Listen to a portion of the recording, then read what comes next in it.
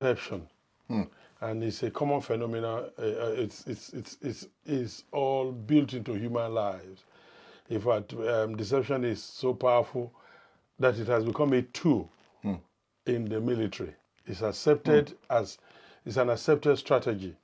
Deception. Yeah, where you Wow. play deception on your folk, on the other folks, and then they will accept that you are weak when you are really very strong.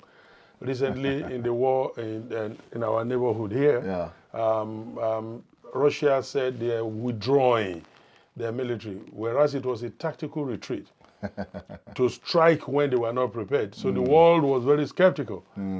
And you see that in the football, when English Premiership League, there was a particular coach who was notorious for using that strategy. He would say, I don't have good players, everybody is injured, I can't have them during practice. And then the opponent will relax and say, well, he doesn't have the team. During the day, he will unleash all those people and then capture the victory. Oh my. So deception is acceptable.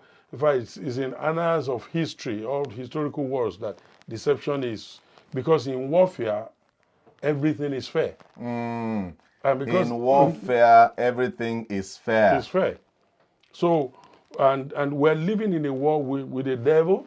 We're living in a war with politicians and people who lied through their teeth in order to sell their product.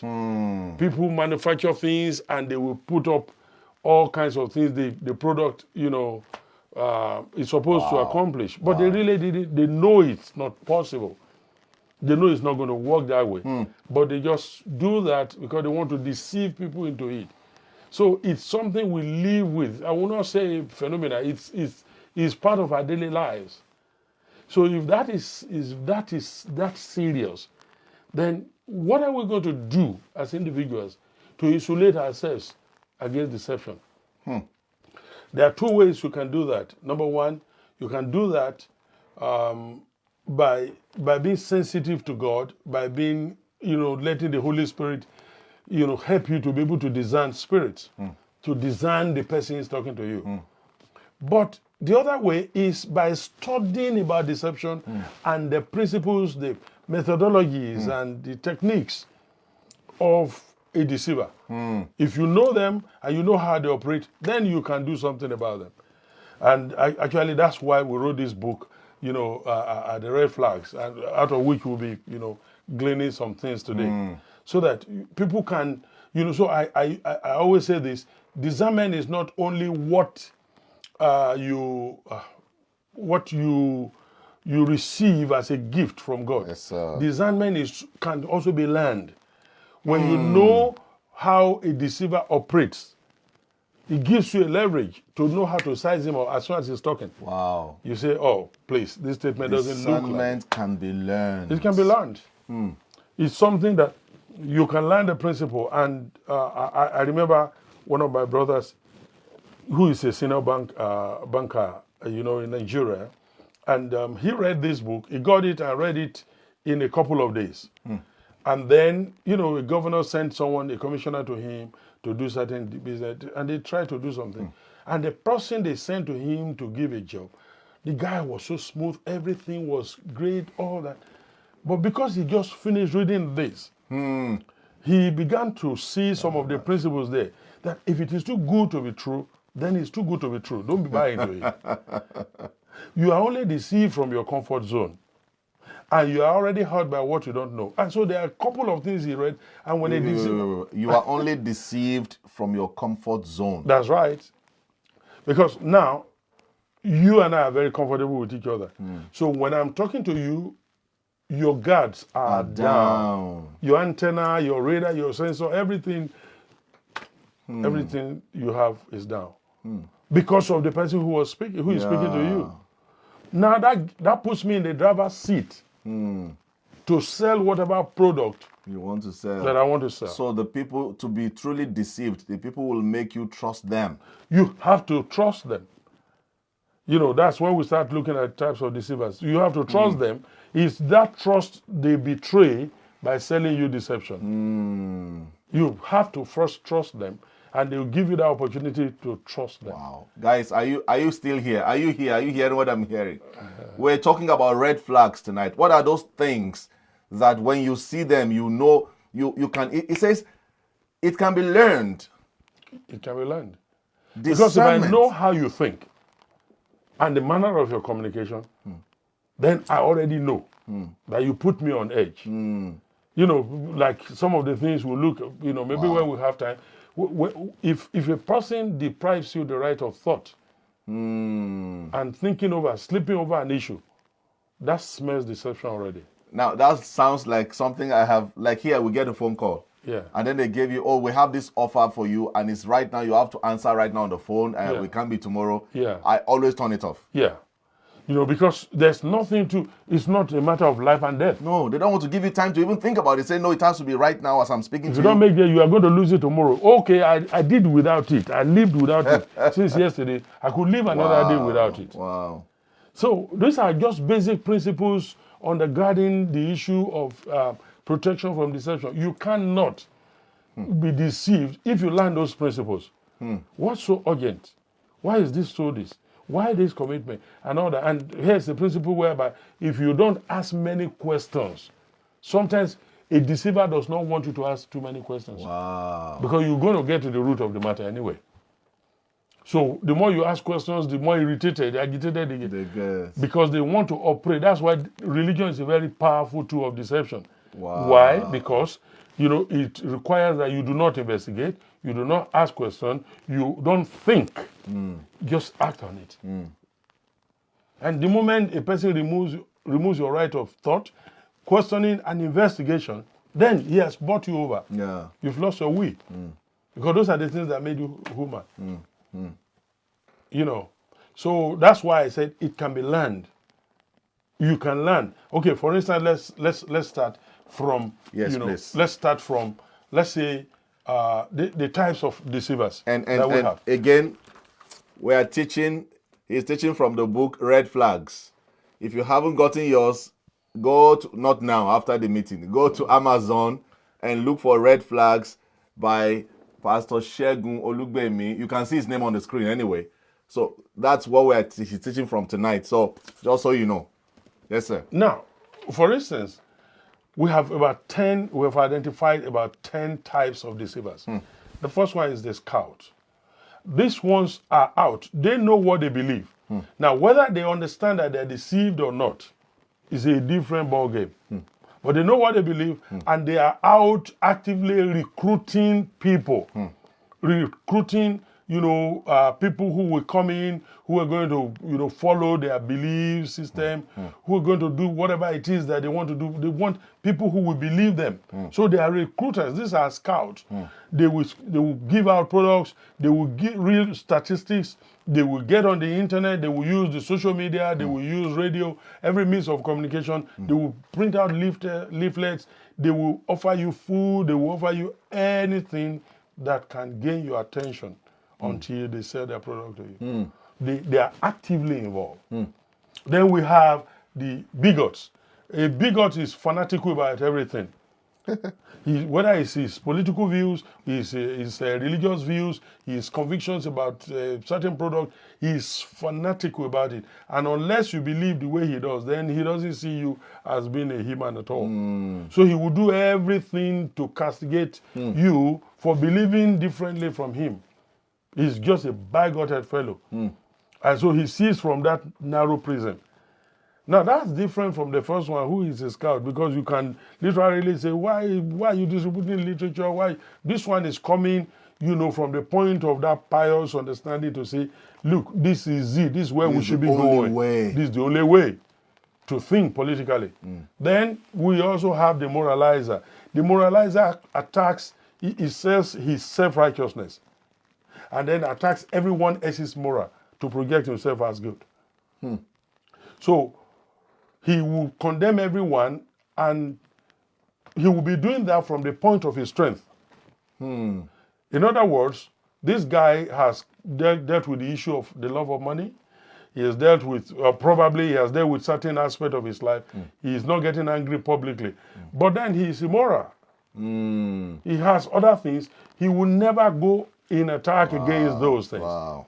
Because he's a moralizer, he will condemn, these people are wrong, those people are wrong, those people are wrong, those people are wrong, and everybody seems to be wrong. Who is right? Well, he's the one talking to He's you. the one that's right.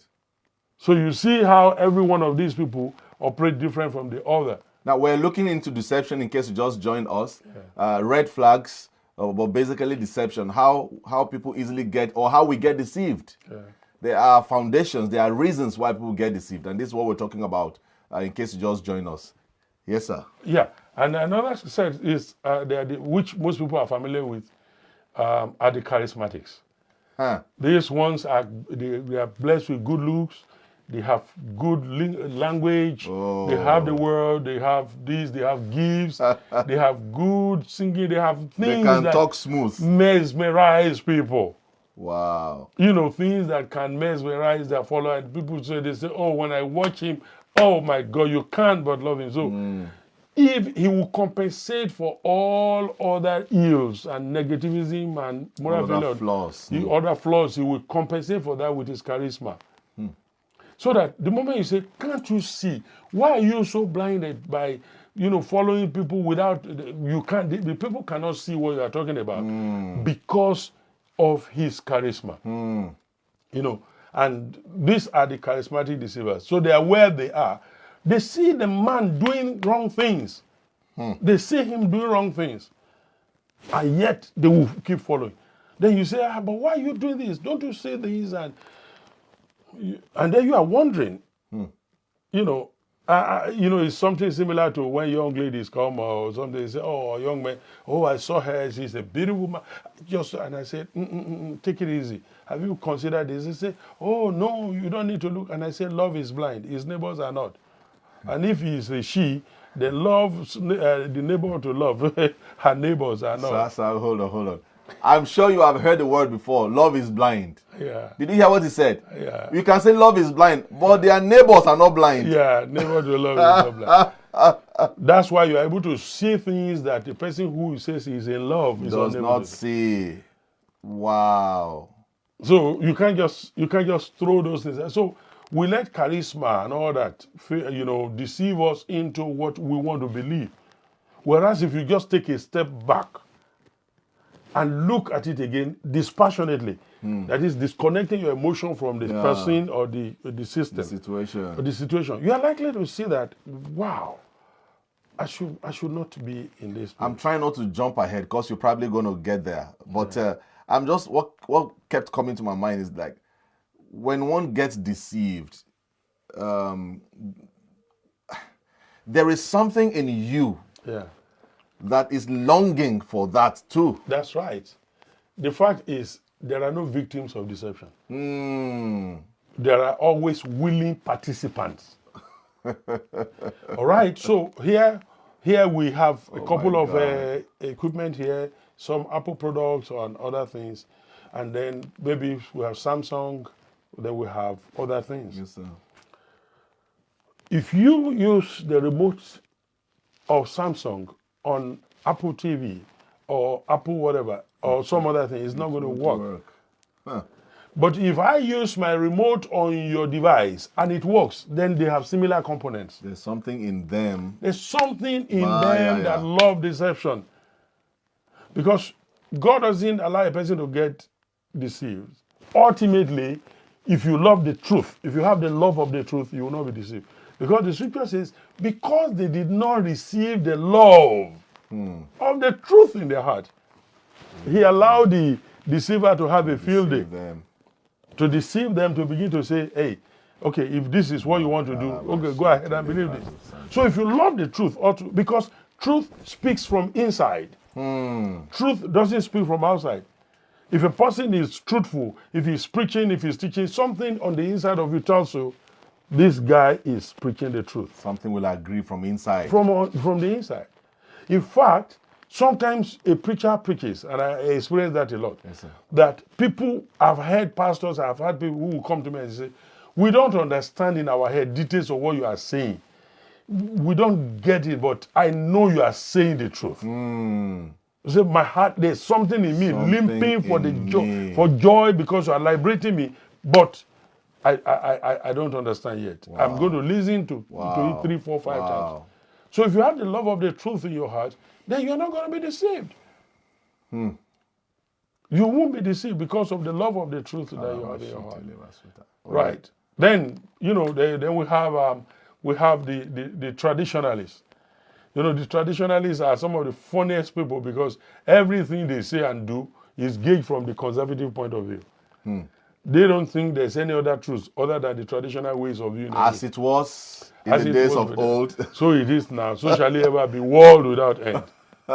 Wow. So, and when those people they gauge every advancement with the thermometer of antiquity. How does it conform to what it used to be? And there are proponents of this who are deceivers, whose job it is just to say we need to maintain our tradition. Even when it's no longer working, they can see evidently that it's failing them. We need to preserve our tradition. Fine. It doesn't matter how contrary it is to common sense. Because today, some people inherited a particular diet or they inherited a particular thing and they just sustain it and they discover it's no longer working for the new generation. We need to make some advancement. I know people who are saying, if you read any other passage or any other translation apart from King James, they are King James only people. Then I know other people who say, if you do any other thing apart from thou, seekest thou, or do it in this particular way, if you don't sing him this way or another. So you see, they think that everything had to be traditional. And these people are there. And they will use the same scripture. Because there's nothing you want to do on earth that you can't find scripture for. Even committing suicide. You can see the example of Judas. Jesus said to him, what you going to do it quickly. And so if you want to commit suicide, Jesus said, do it quickly. Oh, Lord. You understand? So traditionalists will fall into that category. Then we also have the greedy. Those ones get everything you want by all means at all cost. And that is why people are willing to bear their salaries and trust someone they've never met who told them they would double the money or triple the money. The whole scam of marriage scam, love scam they do on the internet and all that is a product of greed. If you're not a greedy individual, then when the person comes up and he wants to sell that to you, you just talk them away. Because, and I can't tell you how many people have tried to sell scam to me in life. I mean, we get it all here. I'm picking something from some people right now, sir. Right. And I think maybe at this point, more like an advice on a surface. What could be red flags to look for when you are dealing with people? Because now we spoke, for example, we all, maybe you also have received email. I have my uncle who just died and he has these millions in his account. If you send 5,000 to clear it, you get like that. So we know that these things are out there, but what are some of the red flags? I'm looking at relationship for a moment now, just for a moment. A little digress. I don't know what it is, but I'm picking somebody needs to hear.